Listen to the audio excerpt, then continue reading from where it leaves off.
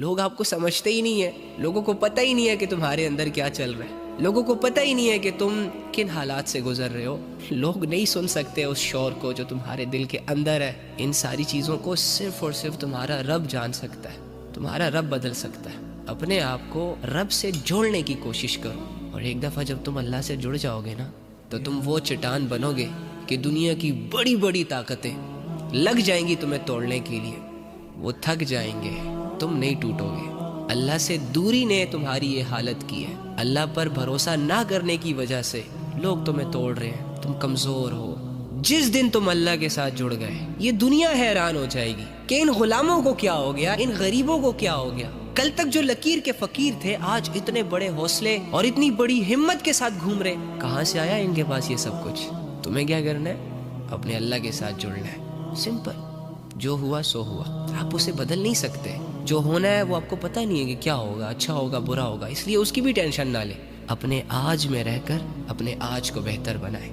آج آپ کے پاس موقع ہے اپنے اللہ سے جڑنے کا، اپنی آخرت سنوارنے کا، اپنے گناہوں سے باہر آنے کا، اپنی غلطیوں کو سدھارنے کا۔ جو گناہ آپ نے کیے، جو بدعمالیاں آپ نے کی، جو بے حیائیاں آپ نے کی، جو اللہ کے احکامات آپ نے توڑے، انہوں نے آپ کو کیا فائدہ دیا؟ کچھ دیا؟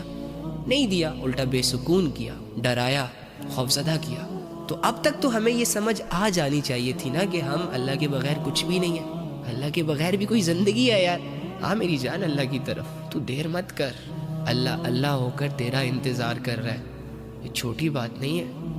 اللہ اللہ ہو کر تجھے کامیاب دیکھنا چاہ رہا ہے، تو کیوں نفس اور شیطان کی رسی کو پکڑ کر اپنے آپ کو لذتوں اور گناہوں کے حوالے کر رہا ہے؟ گناہوں کو کرنے سے پہلے کیسے شیطان ان گناہوں کو مزین کر کے دکھاتا ہے کہ کر لو، کچھ نہیں ہوگا، سب کرتے ہیں یہ وہ فلاں فلاں۔ لیکن جب میں اور آپ اس گناہ کو کر لیتے ہیں تو پھر ہماری حالت کیا ہوتی ہے؟ کتنا افسوس ہوتا ہے ہمیں، کتنا پریشان ہو جاتے ہیں ہم۔ تو مزید نفس اور شیطان کے ہاتھوں بے وقوف مت بنو۔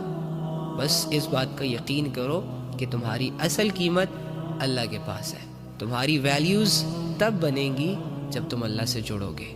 واللہ میرے دل میں اگر تمہاری فکر نہ ہوتی تو میں کبھی بھی تم سے نہ کہتا کہ اپنی زندگی چینج کر دو، گناہوں سے پیچھے ہو جاؤ، یہ کرو وہ کرو۔ لیکن میں تمہاری بہت عزت کرتا ہوں۔ اس دنیا میں کوئی بھی ایسا انسان نہیں ہے جسے کسی نے ہرٹ نہ کیا ہو، کسی نے اس کو دکھ نہ دیا ہو، وہ کسی وجہ سے پریشان نہ ہو۔ ہر انسان کی دو چار ڈیفرنٹ چیزیں ڈسٹرب ہیں۔ فوکس رکھے اپنے اللہ پر، جہاں جب آپ کو موقع ملے اپنے اللہ کے لیے کچھ کرنے کا، اپنی آخرت سنوارنے کا، وہ موقع ہاتھ سے نہ جانے دیں۔